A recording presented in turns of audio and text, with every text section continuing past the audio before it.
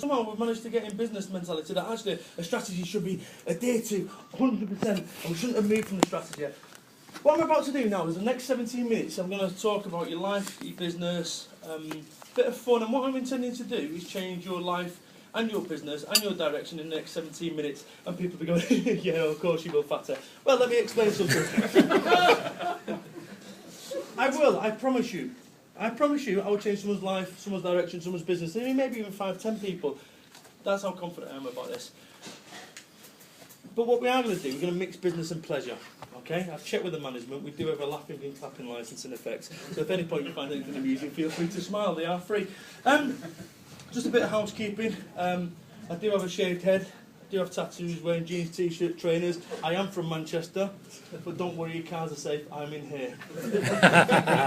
Unless, of course, you've got 18-inch wheels, at which point Stevo is taking them off at the moment. But no, just to put your mind at ease, genuinely, I'm not a drug dealer, all right? Anymore. Right, what we're going to do now is this. I'm going to ask you this question. No answers, no rhetorical questions and all that. Just think about the answer here. When was the day that it all changed for you? When was the day that it all changed for you? I'm going to share a story with you. A friend of mine, he worked at Tesco's, been there about 12 years, and the guy who trained him was a guy called Roger. He'd been there years at Tesco's. And it was Roger's last day. And one of the directors at Tesco's was coming down to the branch on the Friday to give him a send-off, Roger, in front of all the 100 staff and 500 people there and whatever. Big send-off. About 3 o'clock in the afternoon, come on Roger's last day. Hello? Hi, is that Roger? Yes, it is. Hi, Roger. It's Steve, one of the directors over at Tesco's. How are you today? Good, good, good. How's the branch? Brilliant. Yeah, good. How's the family? Brilliant. Good, good. How's Carol? Not seen her for about 7 years. She okay? Good. And the kids? Oh, she died last week. Sorry to hear that. Yeah, what it is, Roger, and you always know when somebody says, yeah, what it is, followed by your name, what's about to follow is generally called shit. What it is, Roger, can't actually make it down today. We've actually got a store opening tomorrow over in Milton Keynes, and as you know, store openings on Saturdays are our busiest day, and every little helps. So really, a bit embarrassing calling you to say I can't come down, but on behalf of myself, indeed, all the directors of Tesco's and all the staff, thank you for all your hard work, and thank you for all your hard work, and all the best. Phone went down. Roger tells my friend, Steve can't come down today. Yeah. My friend says, you what? My friend's been trained by this guy for 12 years on their management programme, £60,000 a year, the car, the healthcare, everything, right? 60 grand a year. He said, you what? What do you mean he can't come down? He can't be asked getting in his car for 3 hours to come down and give you a send-off in front of staff. No. I'm not having this. Leave it. I will not leave it, Roger. My friend walked onto that shop floor. Busy Friday afternoon. This was his Braveheart moment. And you've all had a Braveheart moment. Sometime in your life when you stood for something you believed in. When you went up against what everyone said. And this is what my friend did. He went onto that shop floor and he went up against every bit of training on Tesco's management programme. Every bit of training. And you know what he did? He stood in the middle of that shop floor. This was his Braveheart moment. His Robert the Bruce moment. To make a stand. Do you know what he did? He stole a cake. Stole a cake, that's right. Stole a cake. Former police officer here, sorry about that, sir. Well, he stole a cake. And he took the cake. Don't worry, it was smashed in at one side, but it was reduced actually from £6 to £3. Caterpillar cake, if you recall. And he went back to the staff room, and they sat there, and 4 of them, that's right, 4 members of staff, my friend, Roger, and 2 other members of staff, they cut into their cake, fight their power, brother, and they ate their caterpillar cake, they ate their cake. And then Roger walked home. After 52 years of service at Tesco's, Roger walked home. After 52 years of service at Tesco's, Roger walked home. And I'm just thinking for a second. Have a chair. Thank you. Roger walked home after 52 years of service at Tesco's. 52 frigging years of service at Tesco's. Every little helps. And there would have been times throughout the duration of his life when his kids would have said, Dad, can we go to the duck pond on Saturday? Oh, I can't, love. You know, Saturday's our busiest day. And not only that, you know, it pays the way so we can buy granite kitchen surfaces. Mum, Dad, can we go to Alton Towers? Mum's got the 2-for-1 vouchers. I can't, love. You know what it's like. Every little helps. I've got to do the job. What do you think about this? How many times do you think Roger would have sold his family out for Tesco's? And you know what? If I would have been from Sam from Quantum Leap and I would have somehow managed to get a Salford time machine and get in front of Roger at 40 and teleported there, and he said, "You're not a drug dealer, are you?" "No, not anymore." "Roger, hello mate, what it is, I'm from the future." "What it is? You're going to work your bollocks off for the next 25 years, mate. And you know what you're going to get at the end of your day? On your last day at Tesco's? What's that, a gold watch? A holiday to the Maldives? No, a frigging caterpillar kit that's stolen." What do you think you would have said? "Don't be silly, they'll look after me." Ask yourself this question. As you head towards your 65th birthday and your day of retirement, what are you heading for? Are you heading for a caterpillar cake? Because if you're happy with that, that's okay. But Roger didn't know he was heading to a caterpillar cake. He had no idea. He'd been sold a pup that worked for Tesco's on their management training programme, and you get all the trappings of success. When was the day that it all changed? Because my friend Darren Clark, phone networking member over in Bristol, Richard knows him, handed in his notice at Tesco's that next day. After 12 years, he handed in his notice. That was the day it all changed, and you'll have a day it all changed. For me, the day it all changed was December the 16th, 2004. I told my employers to shove the job up their arse. Anyone here ever done that? Anyone ever thought about it? Right, that's more like it. I actually did it. Told my employers to shove the job up their arse. And I'll tell you something, people, it was a wonderfully liberating experience, it really was. But I was 3 hours whilst I drove home and married. I've arrived home going shit. Opened the door, standing before me was 8.5 stone of common sense. The wife. She says, "You're home early. You're here to look after baby Ben while I go shopping." That's one way to look at your love.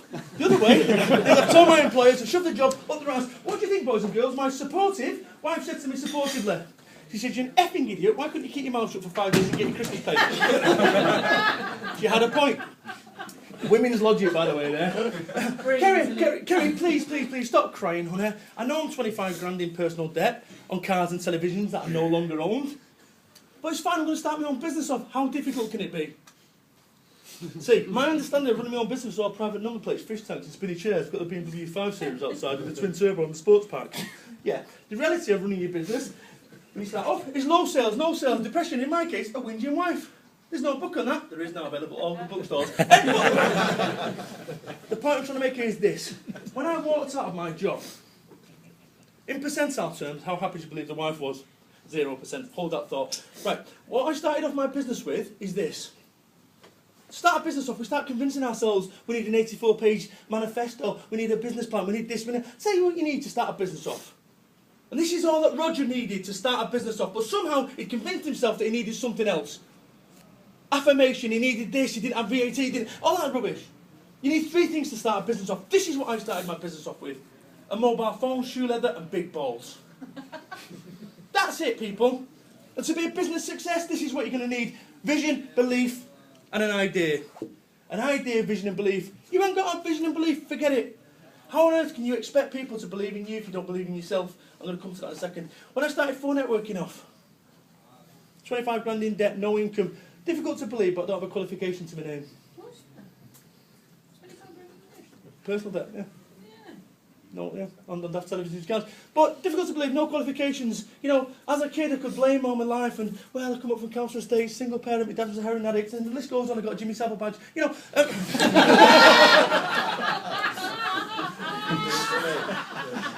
I tell you what, you guys are raucous today.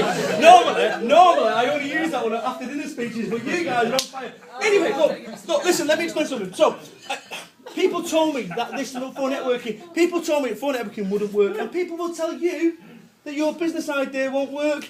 Oh, Brad, my mum says to me, "Oh, Brad, why are you starting a business off in this climate? There's a recession on, son. Go and get a job, at least you know where you stand." HMV, Comet, bum, bum, bum, the list goes on. When you run your own business, you know exactly where you stand. Skint. Right? I'm serious. Right? Because if you think you're going to the holidays to Valence again, and having gone the olive groves, yes, very bitter, very sweet olives, yes. Oh, lovely wine. Nonsense. Tarquin isn't going to private education anymore when you start your own business off. And people make the mistake of doing this. When you run your own business, Either you or your business gets fed. People try to feed both. You can't do it.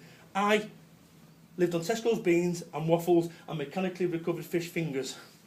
I had no idea, until the recent meat crisis, what mechanically recovered fish fingers were. I swear, you read that in my book, 2008, the first one, I talked about mechanically recovered fish fingers. I had no idea what they were.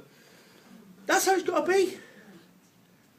That's how it's got to be. And I'm just going to talk to you about phone networking. I started this thing off, and when I started this thing off, I had people laugh in my face, tell me it would never work. Sometimes you'd even have well-meaning people telling you it'll never work. Your partner. My wife, in percentile terms, 0% happy with my decision. Fast forward now, 5, 6, 7 years, living in an old post office in a village in Somerset, which is interesting. When we moved into that village in Somerset, that was quite an interesting one. The parish councillor goes, "Who's the drug dealer?" No. Honestly, I'm not a drug dealer. I've written 2 books. I'm a drug dealer. It's easier. Well, you know, when we bought that house, we bought this house, and she said to me, she said, "You want a house with a wood burner?" I'm from Salford, Manchester. The idea that you light a fire in a house and don't run for insurance purposes. Odd. Anyway, bought this house just before Richard does the gardens there for us. And the grounds, I'd like to refer to as. That isn't true. That's not true, by the way. Just hold it for a minute. But yes, we got this wood burner and we're having some mulled cinnamon wine just before Christmas. Never let the truth get away with a good story, all right? And we're having some mulled, and she turns to me sweetly, she says, "I'm so happy, dear, with the way things are going." Percentile terms, honey, how happy? 100% dear. Went, "You cheeky cow, for the last 7 years you didn't tell me you're going to get a proper job." Woo, I knew you'd say that. You're going to get people in your life that are telling you you're on the wrong path. But as long as you know deep down that you're on the right one. See, I'm going to share a couple of things here. When I started phone networking, people said I was crazy, it was never going to work, it's a congested market, blah, blah, blah, blah, blah.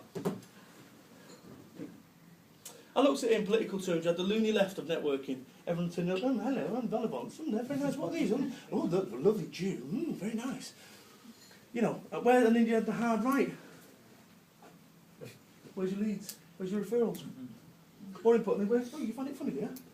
You find it funny, laughing at lack of referrals today? You make me sick. Your card's marked. I went home to one of these, and at the end of the meeting, I got taken away into a holding cell.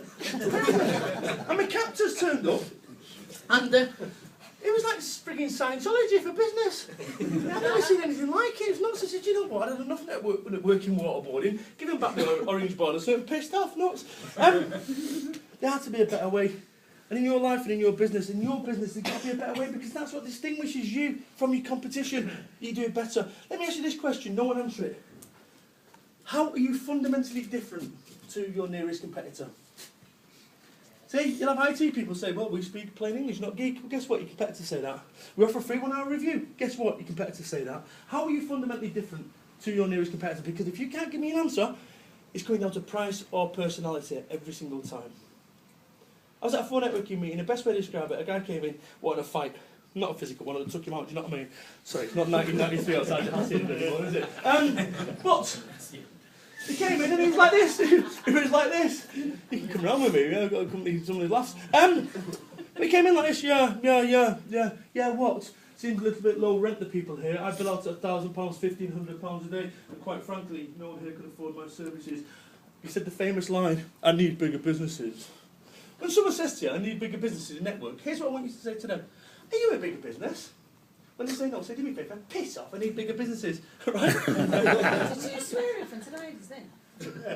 I've been doing it all along, keep up.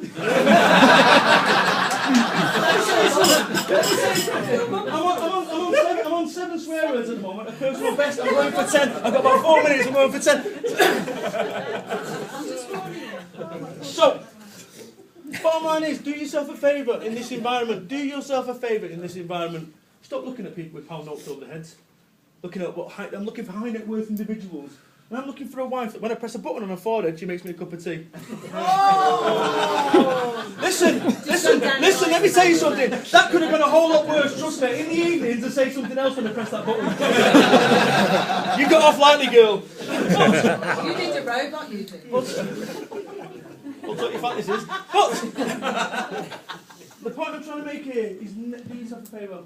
Never underestimate anyone. Never overestimate anyone by the car, the suit they wear and so forth. Treat everyone the same with respect. What's the downside? Because I've seen people go, yeah, thank you all the same, don't want to speak to anyone who's involved in sound, I don't really need you, thank you. His mother-in-law works for...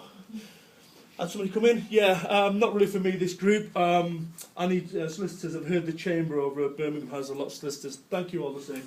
Stop, come here. Show of hands, who knows a solicitor?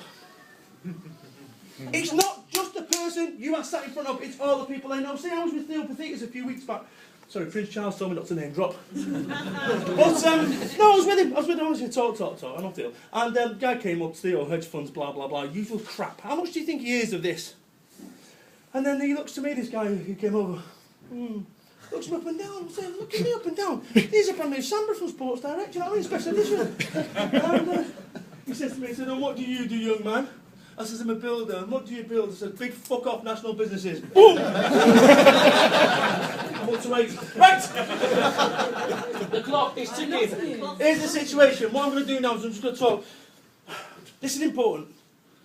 If I asked you a year ago, when you started business off, why are you doing it? You'd say, I want an Olympic-sized swimming pool, I want this, I want a house, I want this, all this sort of stuff. Trimmings. Debbie taught me something, that we swap life for stuff. We end up swapping life for stuff. We buy our kids PlayStation 3s when all they want to do is that money that you'd save through not working, take them to the duck pond. And you know what life's about? It's nothing to do with 16s televisions. It's to do with summer of 69 moments when you're pissed up at Birmingham, town centre, 3 o'clock in the morning with your friend who you've not seen for a few years. And you turn to them and say, you know what? I do love you, mate. No, I know I don't want to say it. Right? That's what life's about. Summer of 69 moments, dancing in beer gardens. It's about those times when you drive through a puddle like I did this morning. I headed towards the puddle to do it. I need to get a student, so it's okay. It's about those times when you scoot on a shopping trolley when no one's looking. And actually, if you're being radical, when somebody's looking. This is it, you've got one life, people. Don't fritter it about waiting for your life to be affirmed when you've got business success. I want to share a story with you. A year ago, I had a nervous breakdown. And I've never had a nervous breakdown. And if you know what a nervous breakdown is, it's a polite way of saying you've gone temporarily mad. Right, the best way to describe it is if you, for layman's terms, because obviously no one's had a nervous breakdown here, but imagine this is a lettuce, and I go to Tesco's, not Tesco's, we've vetoed them, Waitrose, that's where I shop now. Not true. Right, but... You know, I go there and I go self-scan a lettuce. I'm doing all right up until the lettuce, and then it's not scanning. So what do you keep doing? Keep going, keep going, keep going. And then all of a sudden people start behind you, queuing up, and you start getting more and more paranoid, and you can't get rid of it. That's what happened to me. I was at a phone networking meeting. I want to share this. I was at a phone networking meeting, and suffering massive anxiety personally and so forth, but I was feigning it, so I'd be all smiling and so forth. And I sat down, and then I one-to-one with a lady, Debbie Huxton. First time I met her. Hey, yeah, you're all right. Yeah, one-to-one, lovely. And she says to me, she says, can I be really honest with you? I said, sure, yeah, maybe, Mr. Gill. She went, you're suffering mass anxiety and stress. I went, what makes you say that? She went 7 years as an A&E nurse. Crying in a phone networking meeting isn't a good look. Right? But the point I'm trying to make here is this network is beyond referrals. This network is beyond business. You know what? Life and network... Business is nothing to do with networking. Business is nothing to do with business. Business is to do with people. And that's the great thing about this network. It's a people network. And if you want to come here today with an empty wheelbarrow and go away with loads of referrals and loads of business, wrong network. I'm serious. This is a network that puts you right at the centre of belonging and part of it. I'm just a working class lad from Salford with no qualifications to my name. But I can do it. And if you can do the job you're qualified, and that's what this network allows you to do. And the final thing I want to leave you with is this. Ticking, I can't do it. No, genuinely, I can't. All right, I'm going to do it. Just before Christmas, I went for a screen test to be a presenter of a TV show on Channel 4 to talk about production. Somebody had seen me speak. And I went there. It was for my own TV show to like this undercover guru. So I go in there, pretend I'm a lackey. All right, mate, how you doing? All right. And next thing, ooh, guru, right? And I went to the interview, the screen test, and I absolutely nailed it. On a scale of 1 to 10, smashed it. Amazing. They invited me back the next day to meet the people under the person that I'd initially met. And I went there and I died. Broken biscuits, they just thought I was on drugs and drinking and stuff. Horrible. Pressure just got to me. That was at November. The point I'm trying to make is that no one is born an expert, and every single time that you think that you've got this business, life sussed, something comes your way and knocks you off it. But you know the difference between success and failure? is not quitting. It's not quitting. It's that ability to get up on your feet when actually you've been kicked, you've been punched and so forth, and get up and keep going. The final thing I want to leave with, I got invited to go to, recently to go on the Channel 4 Secret Millionaire programme. So how cool would that be? Going around the streets of Salford pretending my name's John, I'm a long-term unemployed welder. Fabulous. And, you know, that first day, Salford Boys Boxing Club on the bang, bang, bang, bang, bang, bang. Hey, little Tommy there. Hey, Tommy, you stay away from the drugs, mate. I know your dad's banged up, my dad was too. But you've got a future in this sport. And that evening, me back in my bed sit with a full fat camera crew filming me. Our little Tommy reminds me of me, without the ginger hair. And the next day, going to Ethel's Soup Kitchen. Ethel's helped the homeless people of Manchester there for 20 years. Why did you do it, Ethel? Why did you do it? I like helping homeless people of Manchester. 1 second, Stuart, wrap up what I'm going to be called today. And I need a new cooker. And that evening, back in my bed sit crying and so forth. And then that big reveal on the Friday, the big secret millionaire reveal. Me turning up there, my Rolls Royce Phantom, number plate BB1. And my chauffeur opening the door, me getting out my 3-piece suit and pocket watch. Walking boldly towards the door. Ethel looks up from a beast broth. John, what are you doing here? Ethel, I have 2 secrets to share with you today. Please take a seat. The first secret, my name isn't John. I'm not a long-term unemployed welder. This is in fact Channel 4's hit programme, The Secret Millionaire. I'm a dynamic entrepreneur. And the second secret, Ethel, reaching into my top pocket, getting out my chequebook. Second secret, Ethel, these checks are going to fucking bounce. I'm not a millionaire. Thank you! 10 swear words, Chris. Come on, personal best, Chris. Come on! I'll forgive you. Thank you. Oh, thank you, Brad, for that honest foresight. That's brilliant. So, at our next meeting, the foresight will be from whoever would like to be a member and let me know. Debs, Like I'm okay now, by the way. We're still working on that, then. Work in progress. Yeah, we were in Weatherby yesterday. Check out my Facebook page. Yes. Great I already people. have done, brilliant. Okay, so now it's time to start your 3 one-to-one appointments. This is your chance to have a more detailed conversation with the people you've chosen. Make the most of each one and please move on when we ask. So stand up and head to your number 1 appointment. And we've got some breakout areas across the hotel.